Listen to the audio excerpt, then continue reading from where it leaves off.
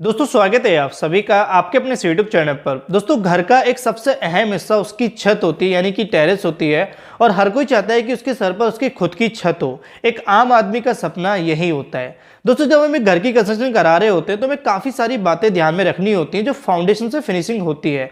बात घर के, इसलिए हर छोटी से छोटी चीज़ बहुत मायने रखती है। दोस्तों घर एक मौका है और एक आम आदमी की लाइफ में घर एक ही बार बना पाता है और जो उसकी सबसे बड़ी अचीवमेंट भी होती है।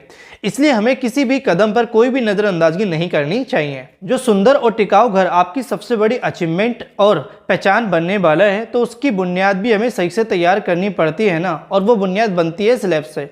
और आज हम इस वीडियो में स्लैब से जुड़ी कुछ ज़रूरी चीज़ों के बारे में बात करेंगे। हम एक चेकलिस्ट तैयार करेंगे और साथ ही मैं आपको इस वीडियो में कुछ मिस्टेक्स के बारे में भी डिस्कस करूंगा जो काफ़ी लोग स्लैब कास्टिंग के दौरान करते हैं, ताकि आप अपने घर की स्लैब कास्टिंग के दौरान इन गलतियों को ना दोहराएं। इस वीडियो में मैं आपके साथ एंड में कुछ टिप्स एंड ट्रिक भी शेयर करूंगा।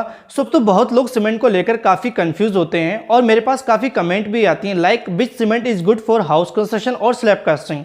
तो ये वीडियो आप लोगों के लिए काफ़ी ज़्यादा हेल्पफुल होने वाली है, इसलिए वीडियो में एंड तक बने रहना।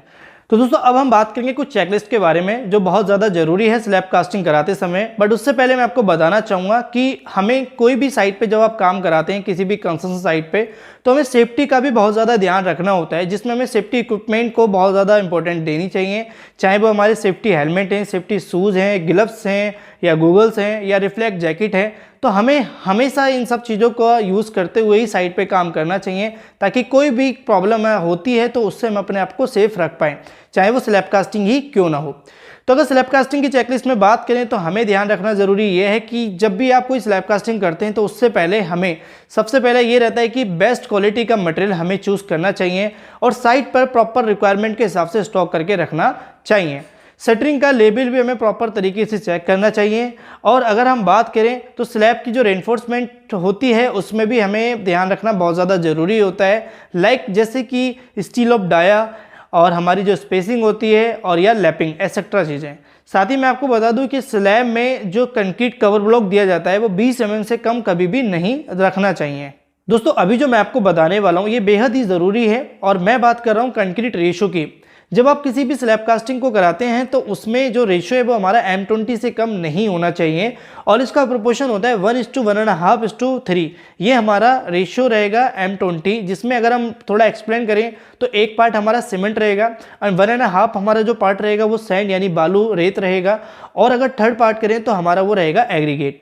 तो ये रेशो हमें यूज़ करना चाहिए। और मैं आपको बता दूं कि जब आप कंक्रीट मिक्स करते हैं तो हमें पानी की मात्रा भी बहुत ही ध्यान में रख के यूज़ करनी है। वाटर सीमेंट रेशो जो रहेगा वो हमें ज़्यादा हाई नहीं करना है। अगर आप पानी की मात्रा ज़्यादा रखते हैं तो उसकी वजह से आपको स्लैब में क्रैक्स देखने को मिल सकती है, जो आपकी स्लैब की स्ट्रेंथ पे डायरेक्टली इंपैक्ट करेगी और फ्यूचर में आपको क्रैक्स के साथ साथ लीकेज की प्रॉब्लम भी देखने को मिल सकती है। इसलिए हमें पानी भी ज़्यादा इस्तेमाल नहीं करना चाहिए।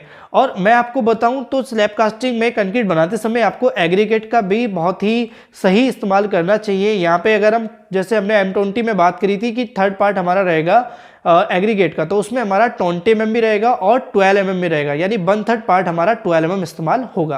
सीमेंट एक ऐसा मटेरियल है जो बॉन्डिंग का काम करता है, या कह सकते हैं जितनी ज़्यादा सही हमारी बॉन्डिंग होगी उतनी ज़्यादा हमारी स्टील और कंक्रीट में पकड़ लंबे समय तक बनी रहेगी, फिर चाहे वो कंक्रीट हो या मोटार। इसलिए स्लैब कास्टिंग करते समय आपको सीमेंट भी नंबर 1 चूज करनी चाहिए। दोस्तों सीमेंट की बात करें तो आप अल्ट्राटेक की तरफ जा सकते हैं। आपने मेरी वीडियोस में देखा होगा कि मैं अपनी हर साइट पे अल्ट्राटेक सीमेंट ही यूज़ करता हूँ, क्योंकि मुझे अपने काम में क्वालिटी से समझौता नहीं करना होता है और मैं इनकी वेबसाइट पे काफ़ी बार विजिट करता हूँ। जो लोग अपने नया घर बनाने का सफ़र शुरू कर रहे हैं उनके लिए ये वेबसाइट काफ़ी यूज़फुल बन सकती है, क्योंकि इन्होंने होम बिल्डिंग के बारे में A to Z जानकारी अपनी वेबसाइट पे दी हुई है। सीमेंट की बात करें तो आपको अल्ट्राटेक की काफ़ी सारी रेंज मार्केट में मिल जाएंगी, जिसमें OPC PP देखने को मिलेंगे। और स्पेशली अगर मैं आपको सीमेंट रिकमेंड करूं तो आप अपनी स्लैब कास्टिंग में अल्ट्राटेक सीमेंट यूज़ कर सकते हैं। इसका रिजल्ट मुझे काफ़ी अच्छा लगा और ये मेरा पर्सनल एक्सपीरियंस है। दोस्तों घर एक और मौका भी एक, इसलिए इसको बनाते समय हमारी चॉइस भी नंबर 1 होनी चाहिए अल्ट्राटेक सीमेंट।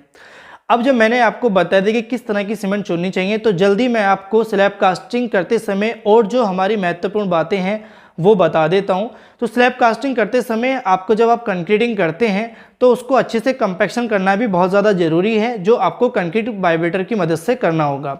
और स्लैब की जो थिकनेस रहेगी वो मिनिमम हमारी 125 mm यानी 125 mm आपको रखनी चाहिए। और मैं आपको और चीज़ बोलूँ तो जब आप कोई स्लैब कास्टिंग करते हैं तो उसमें क्यूरिंग का भी जो पार्ट है वो बहुत ज़्यादा इंपॉर्टेंट होता है। तो स्लैब कास्टिंग करने के बाद आपको मिनिमम 14 डेज़ की उसकी क्यूरिंग करनी होगी, जो पाउंडिंग की मदद से आप कर सकते हैं। जो स्लैब में तालाब बनाए जाते हैं उसकी मदद से आप 14 दिन उसकी तराई करेंगे। साथ ही मैं आपको जो कुछ टिप्स भी देना चाहूँगा, जिसमें अगर मैं बात करूँ तो जब आप स्लैब कास्टिंग करते हैं तो उसकी जो हाइट रहेगी वो मिनिमम आपको 3 मीटर रखनी है। उसके बाद ही आपको उसकी स्लैब कास्टिंग करनी है। मिनिमम हमारी जो रहेगी वो 3 मीटर हाइट रहेगी। और जो उसकी शटरिंग के गैप रहते हैं वो आपको मास्किंग टैप से प्रॉपर फिल कर देने हैं, ताकि उसमें कोई हमारी जो कंक्रीटिंग है, जो गैप है, वो खाली ना रहे। ये भी आपको ध्यान में रखना होगा। और अगर हम बात करें तो जो हमारी स्लैब में रेन वाटर पाइप या रेन वाटर जो हमारा होता है उसको अच्छे से स्लोप देना होता है, ताकि जो ईजिली हमारा पानी जो है वो आउट हो जाए रेन वाटर पाइप की मदद से। तो ये हमारी जो टिप्स और ट्रिक थी जो इस वीडियो में आपको बताने वाला था। दोस्तों, आपने देखा हमने इस वीडियो में स्लैब की चेकलिस्ट के बारे में बात करी, साथ ही हमने आपको कुछ प्रैक्टिकल भी दिखाया ताकि आप उसको देखकर अच्छे से समझ पाएं। आप जब भी स्लैब कास्टिंग कराएं तो ये सभी बातें आपको ध्यान में रख के काम कराने चाहिए, क्योंकि बात है घर की। इसके रिलेटेड आपके कोई भी डाउट हो तो आप कमेंट में ज़रूर टाइप करें। Thank you.